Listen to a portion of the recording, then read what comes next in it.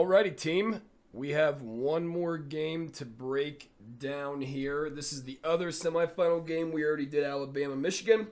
So let's get into the other semifinal. We have the Texas Longhorns taking on the Washington Huskies, which will be a pretty good matchup. I'm actually excited for this one, to be honest with you. So this is going to be in the Sugar Bowl tonight at 6:45 Eastern Time.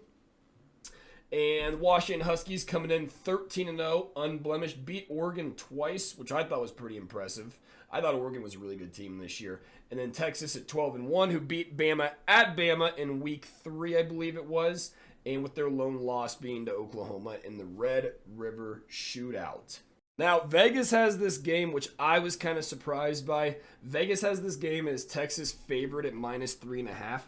I got to be led to believe that's because of the line of scrimmage. I think that's the one and the biggest knock people have had on the Huskies all year, and where they kind of thought their kryptonite was, is that it lied in their offensive and defensive lines. So, allowing sacks to Michael Penix Jr. However, he's so special, he oftentimes gets out of it and makes some plays. Can he do that against Texas? We shall see. And then also with just their defensive line, I believe a lot of people were of the impression that they could run on the Huskies pretty easily. However, Huskies are kind of that team this year where it's just constantly proving everyone wrong, right? People have doubted Washington. They were the underdogs both times against Oregon, beat them both times. They're underdogs here, so it's not necessarily foreign territory for them. Looking at some of the advanced kind of stats here, we're not going to go through all these, obviously, but, so you have basically the QB matchup, which will be a fun one to watch. Quinn Ewers, former Buckeye, I may add. We're not going to go into that, but former Buckeye. Wish he was still with us. We could have used him this year.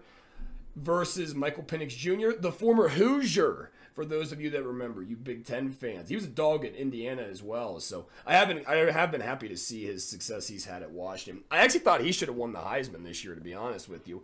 Jaden Daniels was spectacular. However, I did think there's some merit that it should go into how successful your team is as you're the quarterback for that team. That's just my personal opinion. It is what it is, though.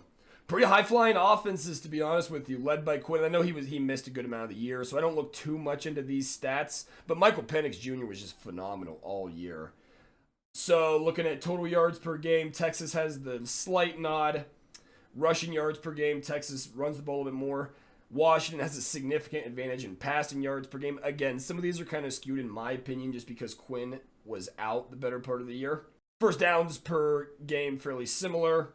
I do think defensive stats here, so obviously they're tied interceptions, but if you look at sacks, I think that's a telling story. Washington only getting 19 this season, Texas getting up to 31, so Texas may be able to get after Michael Penix Jr. just a little bit, and that could be something to watch during the game. I do think one that's relevant, though, is sacks allowed. We talked about the offensive line starting out for Washington, but heck, they've only allowed 11 sacks this year, whereas Texas has allowed 25. Now, that could be in large part just because Michael Penix Jr. is just that much of a magician with escaping the pressure and escaping the rush when it does come in, because he did have a lot of those spectacular plays where he does, roll out, get away from the pressure, then throw a dot downfield or something. So it'll be interesting to see.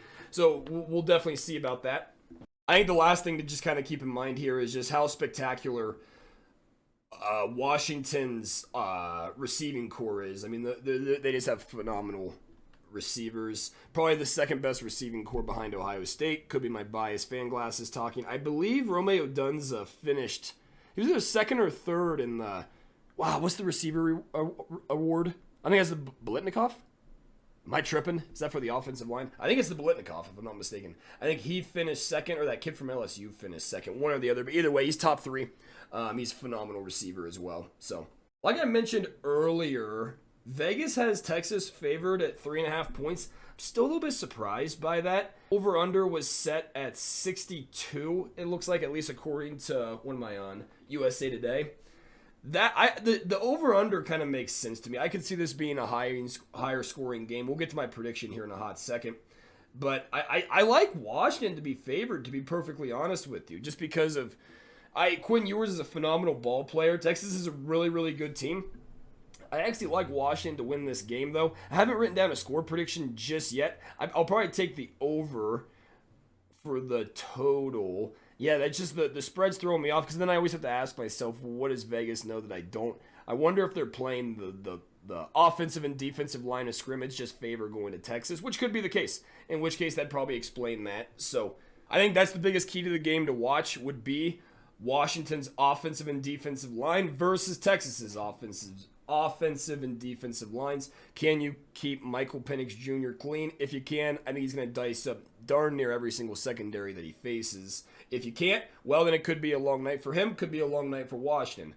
I'm going to go with my score prediction. Washington 38, Texas 31, which puts our over-under, or I guess puts our total at 69. So Washington 38, Texas 31. High-scoring affair. I think two really, really good offenses. I think defenses that have the ability to give up some points.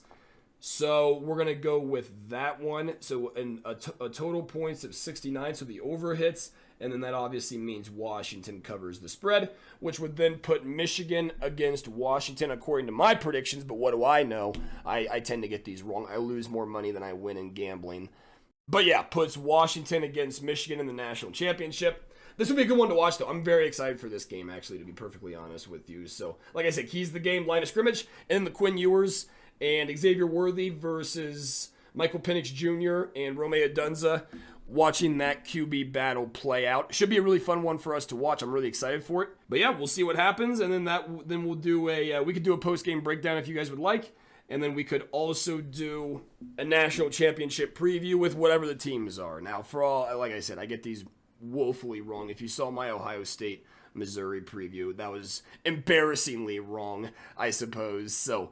But, yeah, no, thank you so much for watching. I do really appreciate it. If there's anything else you guys want to see, any other sports, any other commentary, anything like that, if not, I'll just kind of keep pumping out some college football videos. And then, you know, as the college football season winds down, we'll get into some other games as we go.